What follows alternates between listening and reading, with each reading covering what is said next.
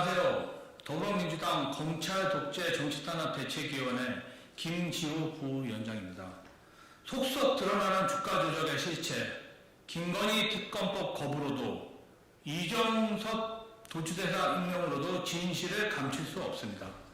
윤석열 대통령의 거부권 행사와 대통령 처가 방탄정당으로 전락한 국민의힘에 의해 김건희 특검법은 결국 부결되었지만 날이 갈수록 특검의 필요성은 점점 높아만 가고 있습니다.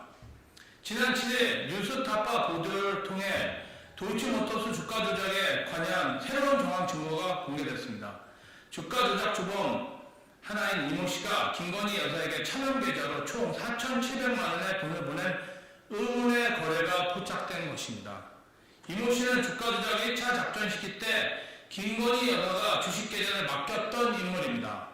그저 수익을 내기 위해 계좌를 맡겼을 뿐이라고 주장하더니 주식 거래도 없었던 시기에 주가 조작 범죄자가 김건희 여사에게 돈을 송금했던 이유는 무엇일까요? 보도를 통해 주가 조작 전주 중 한 명인 양 씨의 자필 진술서도 공개됐습니다. 권오수 회장 재판에 1심 증거로 채택된 이 진술서에 따르면 양 씨가 판에서 빠지려 하자 권오수 회장은 김건희 여사의 이름을 언급하며 빠지지 말라고 설득했다고 합니다. 이탈하라는 다른 전주를 설득하기 위해 이름을 댈 정도로 김 여사가 핵심적인 전주였다는 뜻입니다. 이처럼 김건희 여사가 주가 조작에 연루되었음을 보여주는 정황과 증거는 한둘이 아닙니다. 지난 12월에는 언론 보도를 통해 김건희 여사 본인이 직접 통정매매에 가담한 정황이 담긴 녹취록까지 공개됐습니다. 이렇게 김건희 여사가 연루되었다는 증거가 속속 드러나도 검찰은 요지부동입니다. 유독 김건희 여사에 대해서는 이 악물고 모른 체 하기에 바쁩니다. 검찰은 도이치모터스 주가 조작 사건을 수사하며 권오수 회장, 주가 조작을 공모한 것으로 알려진 증권사 직원 등 주요 공범으로 지목된 5명을 모두 구속했고 사건의 주요 피고인들은 모두 재판에 넘겼습니다. 이후 2021년 12월부터 주범인 권오수 회장의 재판이 시작되고 법원은 김건희 여사 계좌가 주가 조작에 동원됐으며 이 중 48건이 유죄로 인정된다고 못 박았습니다. 그럼에도 2년이 넘는 기간 동안 유독 전주로 의심받는 김건희 여사에 대한 수사는 깜깜무소식입니다.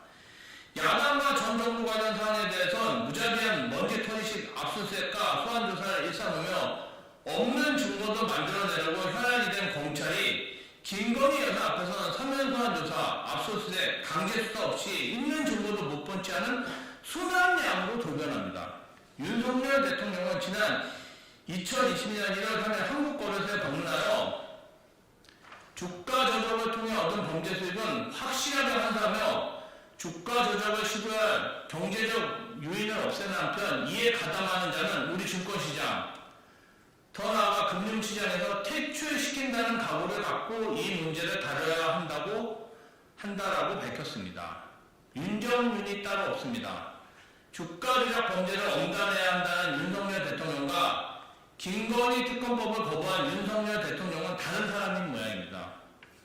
이렇게 김건희 여사 앞에서만 약한 검찰 독재 정권의 행보 탓에 최근 벌어진 이종섭 전 국방부 장관 호주대사 임명을 두고 김건희 여사 이슈가 부각되는 것을 피하려 총선 전에 새로운 악재를 자처한 것 아니냐는 웃지 못할 이야기까지 나오고 있습니다. 하지만 손바닥으로 하늘을 가릴 수는 없고 어떤 권력도 국민의 눈과 귀를 영원히 가릴 수 없습니다.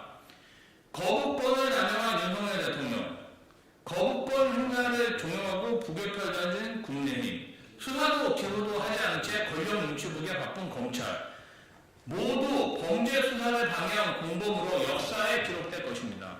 이번 총선에서 법 앞에 성명을 짓밟고 범죄 수사를 해방놓은 검찰 독재 정권을 반드시 심판해야 합니다. 대통령 권한으로 특검법을 거부하고 당장의 수사를 거부할 수 있을지 몰라도 진실마저 거부할 수 없음을 명심해야 할 것입니다. 3월 17일 검찰 독재 정치탄압 대책위 김지호 부위원장.